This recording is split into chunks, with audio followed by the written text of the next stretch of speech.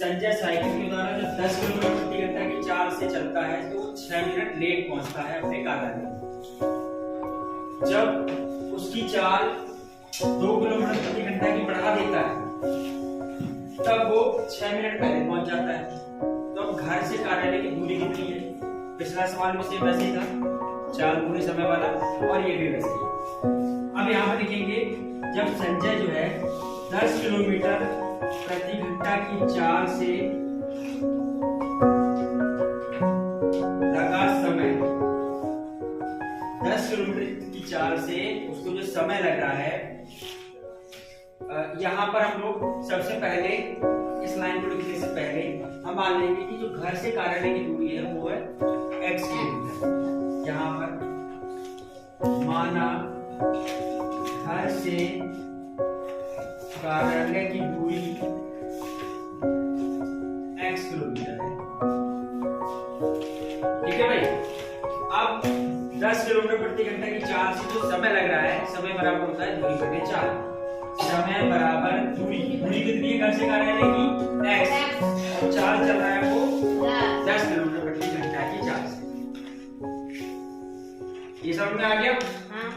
इसी तरीके से जब वो 2 किलोमीटर प्रति घंटा की स्पीड बढ़ा देता है, पहले चल रहा था 10 से, अब कितने चलेगा? 12 किलोमीटर प्रति घंटा से। तो उसने 10 में 2 किलोमीटर की स्पीड बढ़ा दी। तो अब चाल से लगा समय बराबर पूरी दूरी है x, यानी दूरी बटे चाल। अब हो गई चाल 12 किलोमीटर प्रति घंटा। ये चीज समझ में आ गई। अब जब यहाँ के बाद अब आएंगे हम लोग प्रश्नानुसार।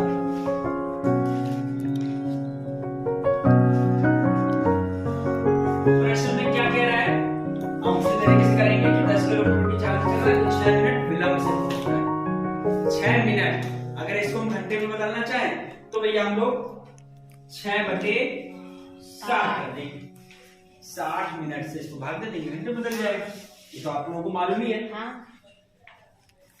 6/60 यानी कि 6 मिनट विलंब में पहुंचता है। 6/60 यानी कि 6 मिनट विलंब में, यानी कि माइनस इससे जब वो x/10 10 किलोमीटर की स्पीड से चलता है तो वो -6/60 का समय लेता है, यानी कि 6 मिनट विलंब लेता है, 6 मिनट देर से पहुंचता है। तो हम लोगों ने माइनस कर दिया। अब यही कंडीशन यानी कि बराबर जब वो x/12 यानी कि 12 किलोमीटर की स्पीड से चलता है, जब वो दूरी बटे चाल x/12 होती है तब वो 6 मिनट पहले पहुंच जाता है। 6 मिनट पहले पहुंच जाता है, यानी कि वो प्लस हो जाता है, उसके मिनट प्लस हो जाते हैं। अब जब इस तरह से कंडीशन बन जाएगी तब आप आराम से आप ऐसे भी कर सकते हैं। हाँ बिल्कुल 6 का इसको थोड़ा सा सरल कर सकते हैं। फिर बन जाएगा x/10 प्लस 1/10 सॉरी माइनस बराबर x/12 प्लस का 1/10। 10 और 10 का लासा ले लेंगे, लेने भाई। तो यहाँ पर हो जाएगा x -1, यहाँ पर हो जाएगा x + 1 बटे 10 और 12 का लासा ले लो भैया। 10 और 12 का लासा कितना आएगा? 12। हाँ ये देखिए भाई, अगर जो लासा नहीं ले पा रहा है वो देखिए 5 या 15 15 30 और 30 दूरी 60 आया। अब 12 का भाग 60 में देंगे 5 बार, 5 गुना ऊपर x से तो आ गया 5x। 10 का पारा 60 में 6 बार गया, 6 गुना ऊपर तो गया 6। अब आप इसका क्रॉस मल्टीप्लाई भी कर सकते हैं, प्लस और बराबर 5x + 6/7। याद आ गया ना? इसका क्रॉस मल्टीप्लाई कर देंगे। जब क्रॉस मल्टीप्लाई किया तो यहाँ पर आ गया 60x, यानी कि 60 x - 1 में 60 की गुणा कर दी और 10 की गुणा कर दी 5x + 6। देखिए वहां पर आया गुणा की 60x - 60 बराबर 50x + 60, यानी कि यहाँ पर 60 - 50, 50 को इधर ले आए, यहाँ पर प्लस का था इधर आके माइनस का हो गया, और इधर 60 माइनस का था उधर जाके प्लस का हो गया। 60 और 60 120, यहाँ पर आया 10x, x बराबर 120/10 यानी आ गया 12x बराबर 12। अब इसी में आप रखिए आराम से 12/10 और इस तरीके से आप इसकी समय निकाल सकते। 6F का छठा सवाल बहुत इंपॉर्टेंट है, तो ध्यान से समझना क्या करना है। इस सवाल को एक बार पढ़ लेते हैं क्या कह रहा है सवाल। हामिद के घर से डेविड का घर 19 किलोमीटर है। यहाँ पर हामिद का घर है और यहाँ से पूरा 19 किलोमीटर ये जो दूरी है हामिद और डेविड के घर की, ये है डेविड का घर और ये है हामिद का घर। इन दोनों के जो बीच की दूरी है, घरों के बीच की दूरी है, वो 19 किलोमीटर है। अब 9 बजे निकलता है, वो एक दूसरे से 9 बजे निकलते हैं, यानी कि हामिद भी 9 बजे निकलता है और डेविड भी 9 बजे निकलता है। ठीक है, यहां से इसने साइकिल उठाई, इधर चल दिया, यहां से उसने चलाई, इधर चल दिया। जब ये साइकिल चलाता है तो इसकी स्पीड होती है 9 किलोमीटर प्रति घंटा और डेविड की होती है 10 किलोमीटर प्रति घंटा। ठीक है, सवाल में कह रहा है हामिद की चाल 9 किलोमीटर प्रति घंटा और डेविड की चाल 10 किलोमीटर प्रति घंटा की चाल से दोनों लोग एक दूसरे की तरफ चलते हैं तेजी से। अब ये सोचो, हम लोग जब भी क्या करते हैं कि दो स्थानों के बीच की दूरी हमें पता होती है, ठीक है, दूरी और बटे चाल से हम लोग समय निकालते हैं। इसमें ये निकालना है कि वे घर से कितनी दूरी पर मिलेंगे, वे कितनी दूरी और कब मिलेंगे, कितनी दूरी और तथा कब मिलेंगे।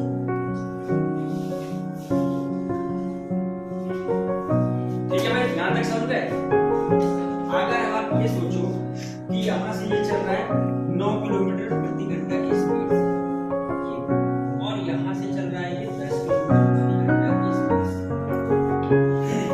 यानी कि 19 किलोमीटर ये दोनों अपनी अपनी चाल को दोनों को जोड़ देंगे तभी तो 19 किलोमीटर की दूरी तय करेंगे।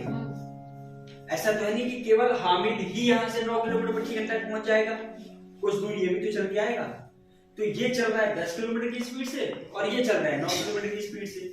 तो जो दूरी, ये जो 19 किलोमीटर की दूरी तय कर रहे हैं, ये दोनों अपनी अपनी चाल को जोड़कर तय कर रहे हैं, जोड़कर तय कर रहे हैं। 10 और 9 बिल्कुल। हामिद अपनी 9 किलोमीटर की स्पीड से दौड़ लगा रहा है और डेविड अपने 10 किलोमीटर की स्पीड से दौड़ लगा रहा है। ये जब दोनों की चाल जुड़ रही है, जब दोनों की चाल को जोड़ा जा रहा है, तब 19 किलोमीटर की दूरी कितनी देर में तय हो रही है ये बात बताएं। लेकिन दोनों जो दूरी तय कर रहे हैं वो 19 किलोमीटर कर रहे हैं अपनी अपनी चालों को जोड़कर। अगर डेविड की चाल नहीं दौड़ी जाएगी, नहीं जोड़ी जाएगी, तो हामिद जो है वो यहाँ पर पहुंच जाएगा ना, लेकिन यहाँ तो पहुंच नहीं पाएगा क्योंकि वो भी चल दिया है, सेम टाइम पे चल दिया है, 9 बजे चल दिया है। 9 बजे दोनों लोग चल दिए, तो इनकी चाल और उनकी चाल को जोड़ दिया जाएगा, तभी उस 19 किलोमीटर की दूरी को वो दोनों तय करेंगे। चलिए अब लिखेंगे कैसे, इसमें डेविड और हामिद की चाल, सापेक्ष चाल निकालेंगे। सवाल में दिया हुआ है आप विपरीत दिशा में चल रहे हैं, तो विपरीत दिशा के कारण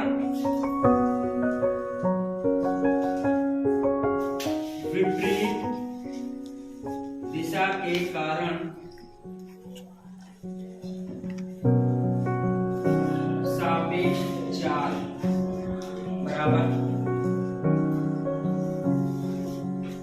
डेविड की चाल प्लस हामिद की चाल। ये चल रहे हैं भैया 10 किलोमीटर प्रति घंटा और ये चल रहे हैं 9 किलोमीटर प्रति घंटा। इन दोनों की जब हमने जोड़ दी तो आ गई 19 किलोमीटर प्रति घंटा। 19 किलोमीटर प्रति घंटा की स्पीड से दोनों चल रहे हैं और कितनी दूरी तय करने के लिए 19 किलोमीटर।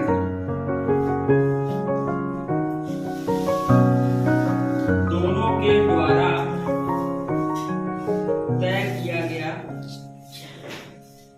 समय, दोनों के द्वारा तय किया गया समय, जब दोनों एक 9 से और एक 10 से दोनों जब जोड़कर चलेंगे अपनी स्पीड पर, तब कितना समय लगेगा, 19 किलोमीटर तय करना है और दोनों की स्पीड जब जोड़ देंगे तो हो जाता है 19।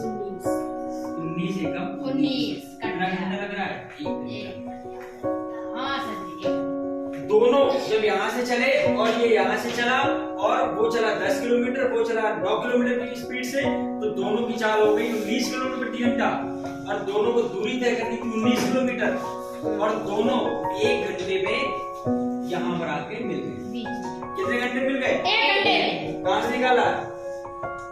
एक काट कर दोनों के द्वारा जो तय किया गया समय है, तो दोनों की दूरी और दोनों की चाल, चाल आ गया दोनों का समय। दोनों लोग 1 घंटे में एक दूसरे से मिल जाएंगे। और कितने बजे निकले थे? 9 बजे। तो कितने बजे मिल जाएंगे? 10 बजे। ठीक है, आंसर आप लोगों ने जो निकाला, हमने निकाला क्या? दोनों लोग या दोनों आपस में मिलेंगे 10 बजे प्रातः। यही आपका आंसर है। समझ गया ना? अभ्यास 6F का 7वां सवाल। इसमें कह रहा है कि सरकार द्वारा अनाथालय के बच्चों को पुष्टाहार देने के लिए 200 ग्राम प्रति बच्चे की दर से पुष्टाहार यानी कोई दलिया या कोई हलवा या इस तरीके से वितरित किया गया है। ये सवाल आपके स्कूल से भी रिलेटेड है। क्यों? क्योंकि आपको जो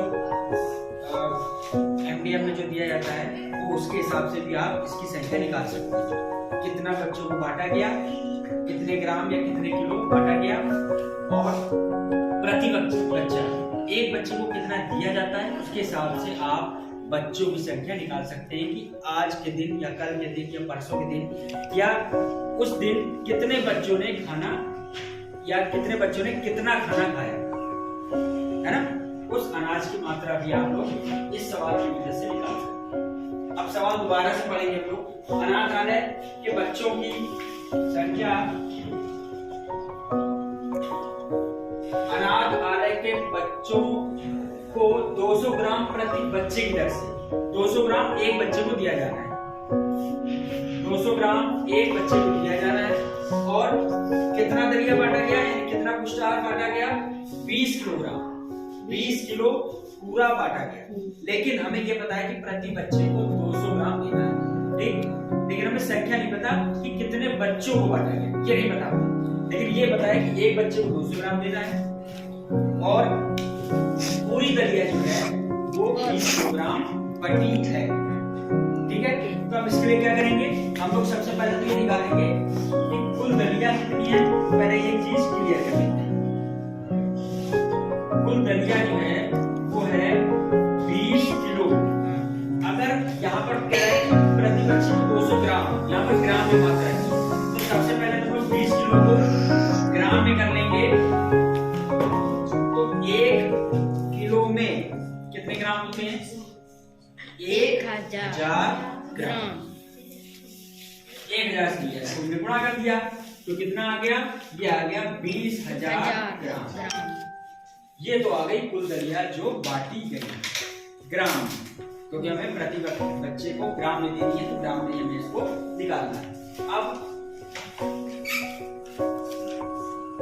प्रति बच्चे को वितरित दलिया वो है आपकी 200 ग्राम, ठीक? अब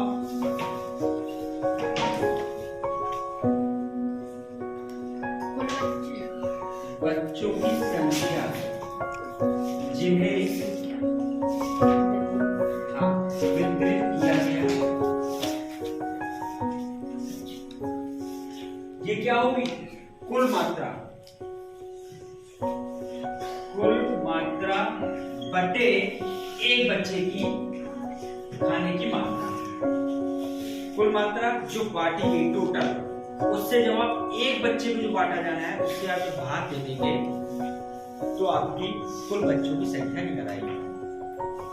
जितना प्रसाद या जितना पुष्टाहार या जितना दलिया बांटा गया वो और उसके बटे में एक बच्चे को जितना बांटा गया उसकी संख्या से आप भाग दे देंगे तो कुल बच्चों की संख्या आपकी आ जाएगी। समझ गए? हमने इसको तो आया 100 बच्चे या 100 छात्र को वो दलिया बांटा गया। कितना? 200 ग्राम प्रति बच्चे को बांटा गया। जब वो जाकर 20,000 ग्राम उसने 100 बच्चों में बांटा। समझ गए? ये सवाल आपके स्कूल से रिलेटेड है। ये सवाल आपके आसपास के वातावरण से भी रिलेटेड है, क्योंकि आप कहीं भी देखेंगे ना, बहुत बड़े बड़े कहीं जागरण होता है, कहीं किसी को खिलाना है, कहीं कुछ भी करना है, तो वहां पर ये आम आपके